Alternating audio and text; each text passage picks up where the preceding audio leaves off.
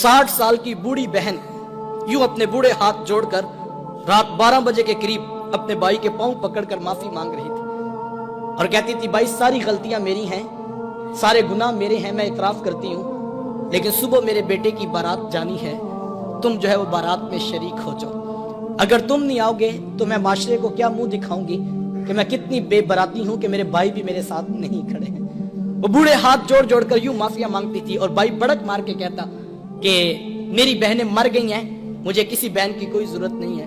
उसके जवान भाई साथ बेटे पास खड़े हैं और वो कहते, माँ कोई आता है तो ठीक है, कोई नहीं आता तो कोई परवाह नहीं, हमें कोई फर्क नहीं पड़ता, हमारी बारात सुबह धूमधाम से जाएगी। लेकिन वो कहती, बेटा तुम चुप रहो, ये मेरा और मेरे वीर का मामला है, मैंने भाई राजी करके जाना है, मैंने भाई राजी करके जाना है। उसने आखिरी हरबा सोच रखा था, जब नहीं ना मानेगा तो फिर मैं अपने सर की चादर उतार के उसके पांव पे डालूंगी, फिर तो उसका कलेजा पिघल जाएगा। लेकिन उसका आखिरी हरबा भी काम ना आया, फिर वो सर की चादर उतार कर पांव के साथ रगड़ती रही, लेकिन भाई का कलेजा नरम नहीं पड़ता था। फिर कितने बोझल कदमों से उसने भाई की दहलीज को छोड़ा, ये वो बहन ही जानती होगी। आज हम खुशियों में शरीक होने के भी रवादार नहीं रहे। मैंने कुल चेहलम की रोटी पर जो है वो भाइयों को लड़ते देखा है। एक कहता था कि ये मेरी बहन लगती थी, रोटी मैंने पकानी है, तो दूसरा कहता था नहीं नहीं ये मेरी बहन लगती थी, मैंने खाना पकाना है।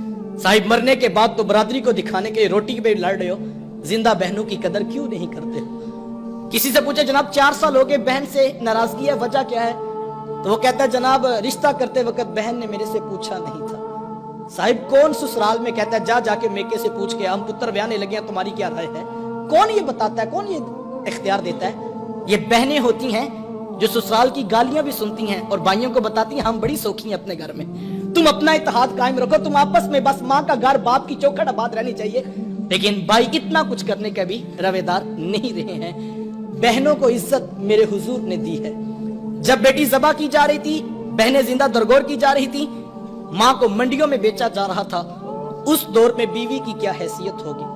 जबकि आज के तहजीब याफ्ता दौर में भी कुछ लोग बीवी को पांव का जूता ख्याल करते हैं। मेरे हुजूर अज़वाजे मुतहरात के साथ जो मोहब्बतों भरी दास्तानें रकम की हैं, मुआशरा उनकी मिसाल नहीं ला सकता है। किसी को हुजूर हुमैरा कह के पुकारते हैं, किसी के लिए बकरी का बच्चा ज़बा करते हैं और गोश्त के मुख्तलिफ टुकड़े उनकी सहेलियों के यहाँ बेचते हैं। हुजूर कसरत से हज़रत खतीजतुल कुबरा रज़ियल्लाहु ताला अन्हा का जिक्र किया करते हैं। सैयदा आयशा सिद्दीक़ा रज़ियल्लाहु ताला अन्हा फरमाती हैं कि मेरा जो उनसे रिश्ता था तो एक दिन मुझसे ना रहा गया और मेरी जुबान से बेसाख्ता निकल गया। हुजूर अल्लाह ने आपको बेहतर अज़वाज अता कर दी हैं और आप अभी तक उस बूढ़ी औरत का जिक्र नहीं छोड़ते हैं। फिर हुजूर के चेहरे पे जलाल आ गया और हुजूर मैं ए आयशा मुझे खतीजा के बारे तकलीफ ना दो, जब पूरे मक्के ने मेरा इनकार किया था, एक खतीजा थी जिसने मेरा इकरार किया था। मैं उसे कैसे भूल सकता हूँ जब जमाना मेरी मुखालफत करता था, माशरा मेरे खिलाफ खड़ा था, लेकिन एक खतीजा थी जो मेरी मोहब्बत का दम भरा करती थी। मतलब फिर मैंने हमेशा मोहब्बतों का इजहार किया और यही हज़रत खतीजतुल कुबरा रज़ियल्लाहु ताला अन्हा है। जब उनका वक्त आखिर करीब आया तो सैयदा फातिमा तो ज़हरा रज़ियल्लाहु ताला अन्हा को भेजा और कहा, बेटा जाओ जाके हुजूर से चादर रहमत मांग लो। सैयदा हाजिर खिदमत हुई और आकर अर्ज की कि मेरी वालिदा चादर मांग रही हैं। हुजूर ने चादर भी उतार कर पेश कर दी और साथ फरमाया, बेटा के माँ से पूछो ये चादर क्या करनी है। ये कहते कहते हुजूर भी साथ तशरीफ ले आए और हुजूर मैं खतीजा तूने चादर क्या करनी है?